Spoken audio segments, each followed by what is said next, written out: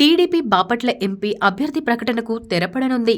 దాదాపు ఆయనను హైకమాండ్ కూడా ఖరారు చేసినట్టు సమాచారం. ఆయనే రిటైర్డ్ ఐఆర్ఎస్ అధికారి దగ్గుమళ్ల ప్రసాదరావు ఆయన బాపట్ల ఎంపీ అభ్యర్థిత్వాన్ని కోరుతున్నారు. ఇటీవల ఆయన టీడీపీ సభ్యత్వం కూడా తీసుకున్నారు.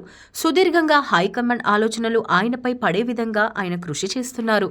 తన సామాజిక వర్గంలో అణగారిన వారికి సహాయం అందించేందుకు దీనిని ఒక వేదికగా ఉపయోగించుకోవాలనేది దగ్గుమళ్ల ఆలోచన. అందుకే టీడీపీ అధినేత చంద్రబాబు నాయుడు దృష్టి ప్రసాదరావుపై పడిందని స్థానికంగా చర్చ జరుగుతోంది. తక్కువ సమయంలో ఈయన ప్రజలకు చేరువయ్యారు. బాపట్ల జిల్లా వాసి కావడం, ప్రజల సమస్యలపై అవగాహన ఉండడం ఆయనను కలిసి వచ్చాయి. అంతేకాదు స్థానిక నాయకులతో ఆయనకు ఉండే స్నేహం, సఖ్యత కూడా ఆయన కృషికి ఫలితంగా చెబుతున్నారు.